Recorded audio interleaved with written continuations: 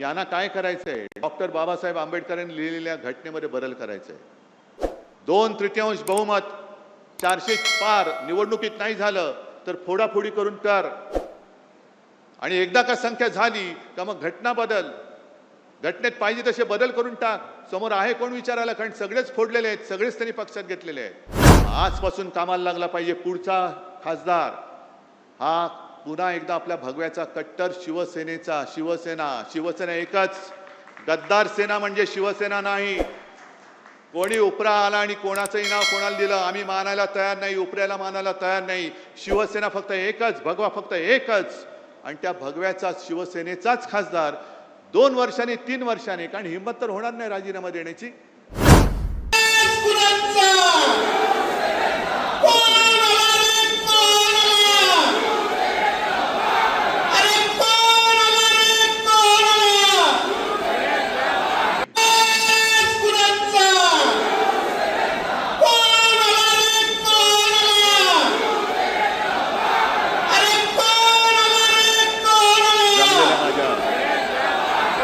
तमाम हिंदू बांधवांनो, भगिनींनो आणि मातांनो,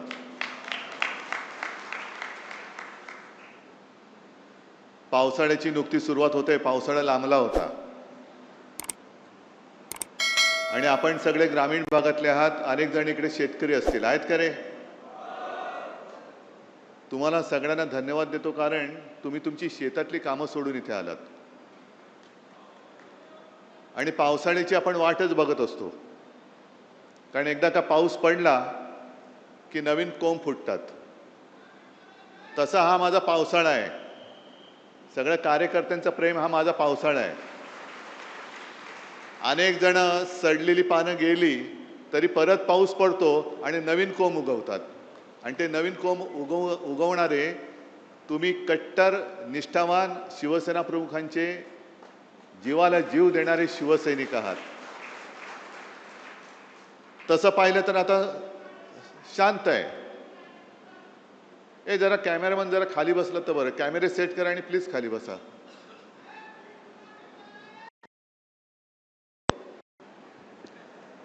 पहिल्या गद्दाराचा समाचार गेला,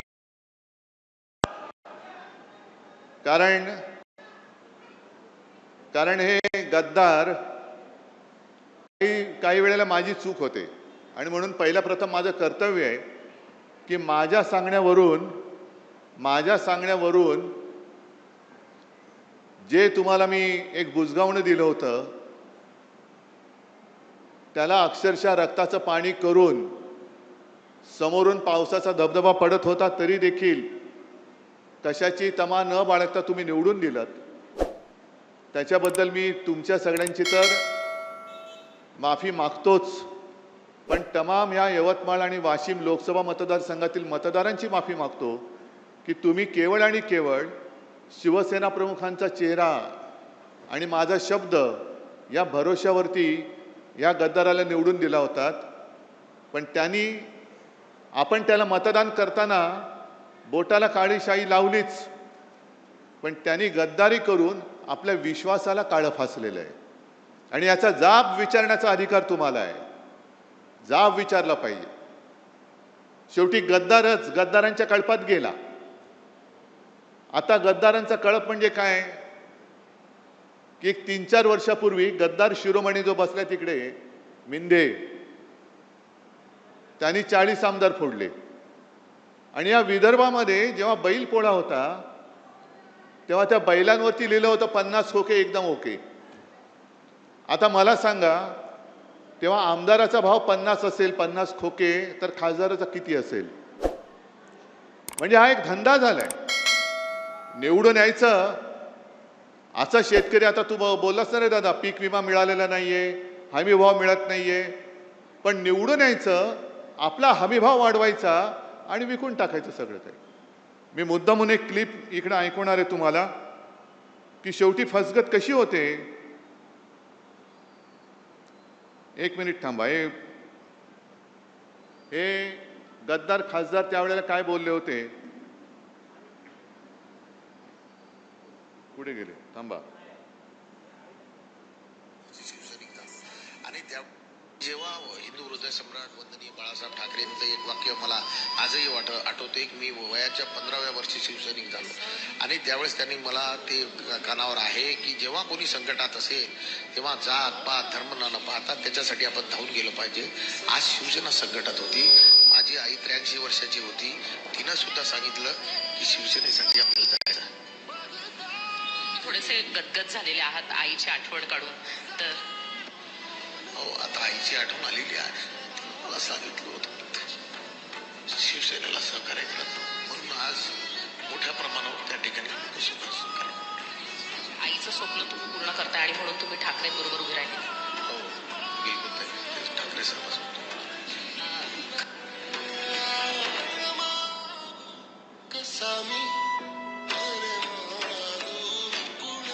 हे ऐकायला आलं का तुम्हाला? आईला काय वाटेल?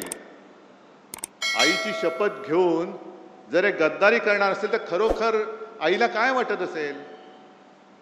आणि चूक आपल्या सगळ्यांची झाली, विशेषतः माझी झाली. आईची शपथ घेतल्यानंतर ह्यांनी पूर्वी एकदा आपल्याशी गद्दारी केली होतीच, तरी परत आले. आणि परत आल्यानंतर तुम्ही आता या टेपमध्ये ऐकलं असेल की जेव्हा कोणी संकटात, अरे एवढे शिवसैनिक असताना शिवसेनेवरती संकट येऊच शकत नाही, तुझी काळजी कर, माझी करू नकोस, माझी करू नकोस. आजपर्यंत एकदा झालं ना, शिवसेना संपली, पक्ष चोरला, चिन्ह चोरला, तरी ठाकरे उभा आहे. मग आमदार फोडल्यानंतर शिवसेना संपली होती, तर तुमच्या विरोधात नाकावर टिचून या सर्व तमाम जनतेने 9 खासदार आपल्या हक्काच्या मशालीवरती निवडून आणले होते.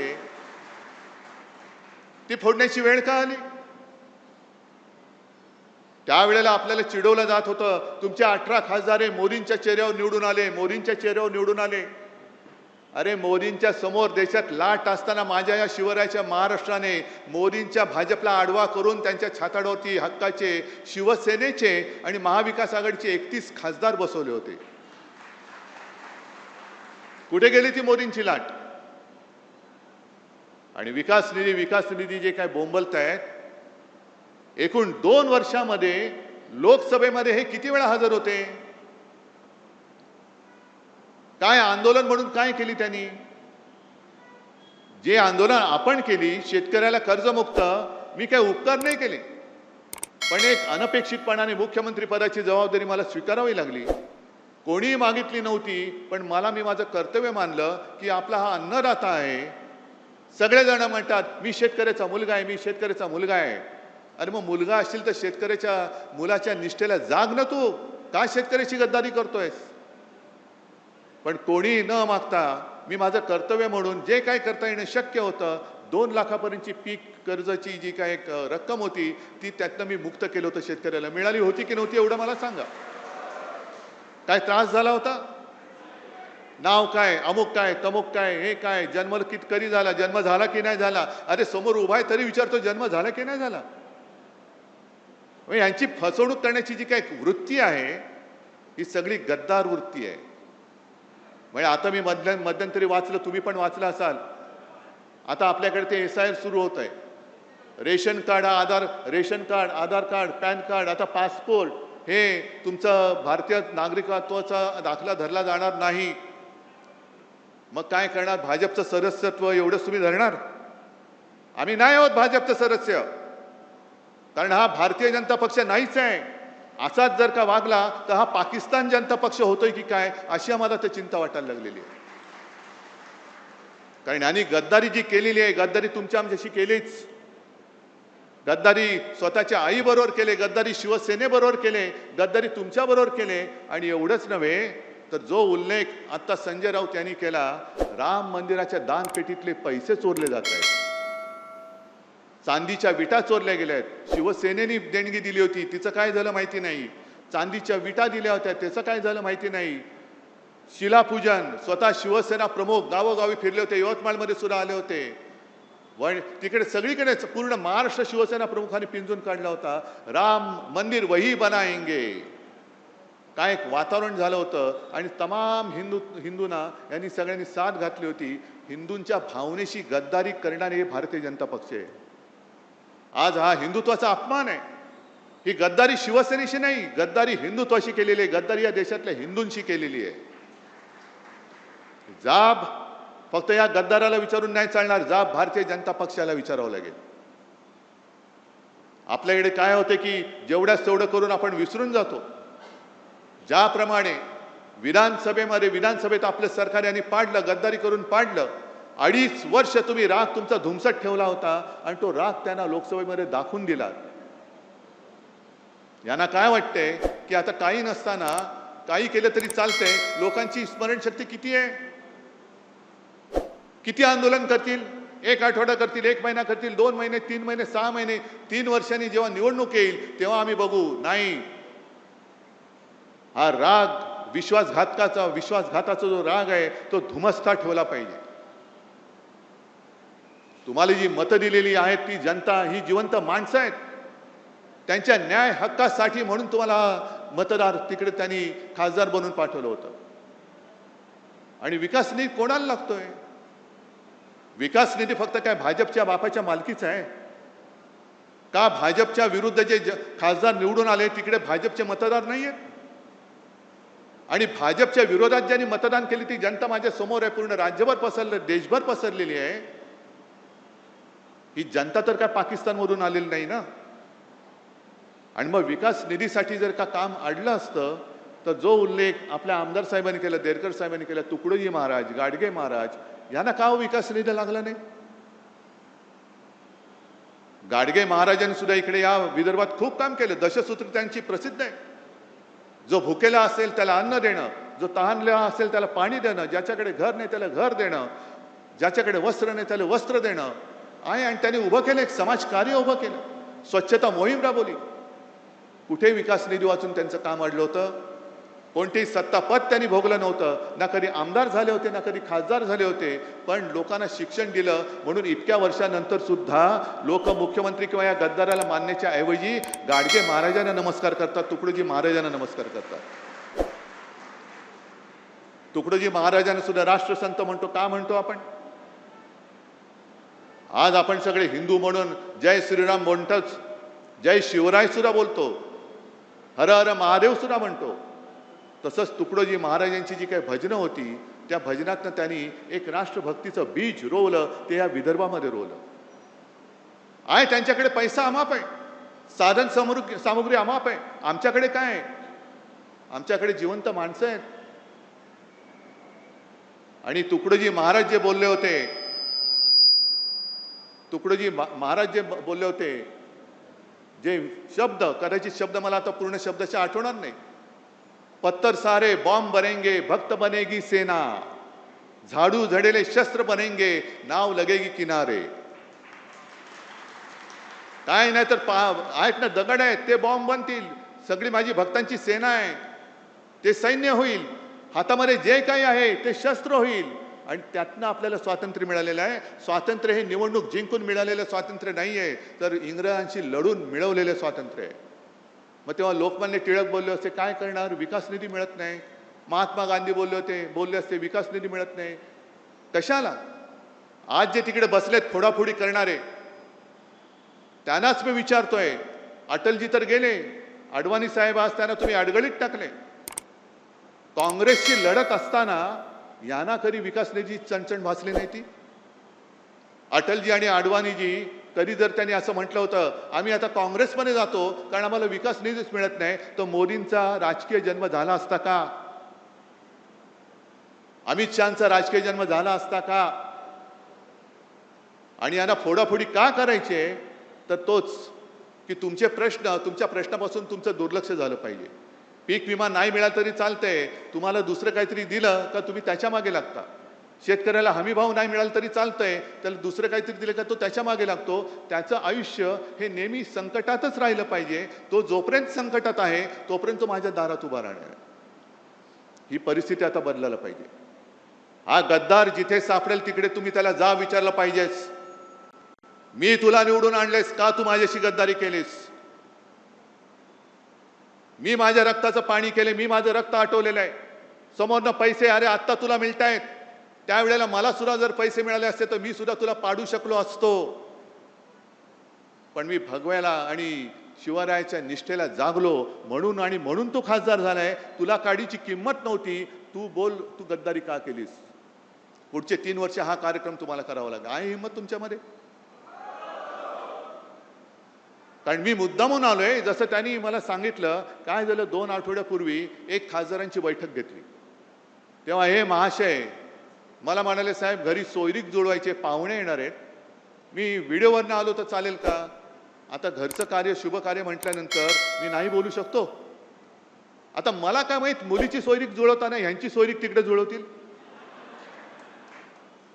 ह्यांच्या हे पाहुण्यांकडे चालले होते का पाहुणे यांच्याकडे येत होते. सोयरीक ह्यांची जुळत होती पण सांगितलं मुलीची सोयरीक जुळत आहे. मग मी रात्री फोन केला, म्हटलं काय जुळलं का? हो जुळलं की म्हणे. जुळलं. 2 दिवसांनी कळलं. गेले सासरी. आता नांदा तिकडे गद्दारांच्या कळपामध्ये नांदा, गद्दारांच्या लांडग्या म्हणजे त्या कळपामध्ये नांदा. इकडे वाघाचं जीवन जगत होता, तिकडे गाढवाचं जीवन जगा. जे ओझं तुमच्या पाठीवर टाकलं जाईल ते वाहत राहा. अरे प्रेम देणारी संघटना फक्त शिवसेना आहे. दुसरा या जगात दुसरा पक्ष नाही की जो फक्त आणि फक्त प्रेमाच्या भावनेवरती जिवंत राहतोय. आणि म्हणून मी आज तुमच्याकडे आलेलो आहे. जसं त्यांनी सांगितलं ना की मी माझ्या कार्यकर्त्यांशी बोलेन, तसं मी तुमच्याशी बोलतो. मी करतोय ते बरोबर करतोय की चूक करतोय? मी लढायला उभा आहे. मी नाही हटणार. कारण जिथे जिथे अन्याय दिसेल तिकडे मी लाथ मारणार म्हणजे मारणार. सोबत राहणारच की नाही? जे खरं हिंदुत्व आहे, हे खरं हिंदुत्व हे माणुसकी शिकवणार आहे. मंदिर लुटणारं हिंदुत्व आमचं हिंदुत्व आम्ही ते तुमचं हिंदुत्व मानू शकत नाही. आणि राम मंदिराचा सुद्धा प्रश्न हा पूर्ण देशामध्ये खरा म्हणजे हिंदूंना जागृती आली पाहिजे. आज संजय राऊत यांनी एक चांगला अग्रलेख लिहिला आहे सामनामध्ये. सामना तुमच्याकडे येत नसेल तर सामना.com वरती जाऊन मुद्दामून वाचा. हे मरे मरे जे सगळ्यांनी मोर्चे काढले ना, सकल हिंदू समाज, हिंदू जनजागृती, आता का झोपलात? आता का झोपलात? आम्हाला आता भाजपा मुक्त राम पाहिजे आणि त्याच्यासाठी शिवसेना लवकर आंदोलनाला सुरुवात करणार आहे. भाजप मुक्त राम. जो एक विळखा या भोंदूंच्या गरड्यामध्ये राम आमचा प्रभू श्रीराम सापडलेला आहे, त्या श्रीरामाला त्या भोंदू हिंदूंकडनं सोडवण्यासाठी शिवसेना पुढाकार घेईल आणि शिवसेना पहिली ठिणगी महाराष्ट्रामध्ये टाकेल. आणि तेव्हा मला गद्दारांना विचारायचे, जे बाळासाहेबांचे विचार हे बाळासाहेबांचे विचार आहेत. आहे तुमच्यामध्ये हिंमत? त्या गद्दाराला विचारा. हिंमत आहे? जाऊन विचारू शकता तुम्ही मोदींना. पीक विमा का मिळाला नाही? लोकसभेमध्ये तोंड उघडू शकता? आहे हिंमत? शेतकऱ्याला हमी भाव मिळत नाही. शेतकऱ्याच्या आत्महत्या चाललेल्या आहेत. नीटचे पेपर फुटत आहेत. महिलांवरती अत्याचार वाढत आहेत. राम मंदिर लुटलं जात आहे. मध्य प्रदेशमध्ये तिथले मुख्यमंत्र्यांच्या नावाने लूट चालू आहे. हे सगळे प्रश्न विचारण्याचं धाडस या गद्दारांच्या रक्तात आहे का? शिल्लक राहिलंय का? की तुमचं रक्त हे गद्दारीने नासून टाकलेलं आहे? हा जो स्वाभिमान आहे, ही जी हिंमत आहे, ही जी धमक आहे, म्हणून शिवसेना पाहिजे. हे शिवसेना का संपवायला निघालेत? मला कोणी प्रश्न नाही विचारायचा. प्रश्न विचारण्याचं धाडस फक्त शिवसैनिक करू शकतो. म्हणून शिवसेना संपवा. नाही संपू शकत. जोपर्यंत प्रश्न संपत नाहीत, जोपर्यंत हा हृदयामध्ये आग लागलेला शिवसैनिक संपू शकत नाही, तोपर्यंत ठाकरे आणि शिवसेना कोणी संपू शकणार नाही. आणि या पुढचा काळ जो आहे, हा काळ यांनी बरोबर असा निवडलेला आहे की निवडणुका नसतानाही फोडाफोडी करून टाका. आणि फोडाफोडी आपल्याला किती लोकांना आठवत असेल की लोकसभेच्या वेळेला जेव्हा मी आलो होतो तेव्हा त्यांची घोषणा काय होती? अब की बार 400 पार. आणि मी घोषणा दिली होती अब की बार तडीपार. आता तेच त्यांचं काम सुरू आहे. कारण यांना काय करायचंय? डॉक्टर बाबासाहेब आंबेडकरांनी लिहिलेल्या घटनेमध्ये बदल करायचंय. 2/3 बहुमत 400 पार निवडणुकीत नाही झालं तर फोडाफोडी करून कर. आणि एकदा का संख्या झाली का मग घटना बदल, घटनेत पाहिजे तसे बदल करून टाक. समोर आहे कोण विचारायला? कारण सगळेच फोडलेले आहेत, सगळेच त्यांनी पक्षात घेतलेले आहेत.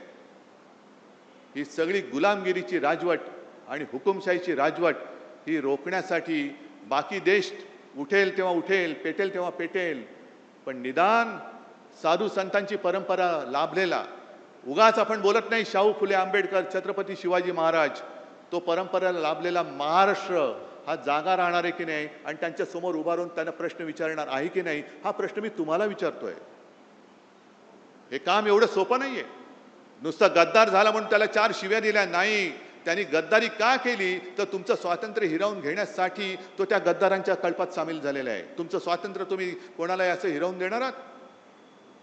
मग आजपासून कामाला लागला पाहिजे पुढचा खासदार हा पुन्हा एकदा आपल्या भगव्याचा कट्टर शिवसेना एकच. गद्दार सेना म्हणजे शिवसेना नाही. कोणी उपरा आला आणि कोणाचंही नाव कोणाला दिलं आम्ही मानायला तयार नाही, उपऱ्याला मानायला तयार नाही. शिवसेना फक्त एकच, भगवा फक्त एकच.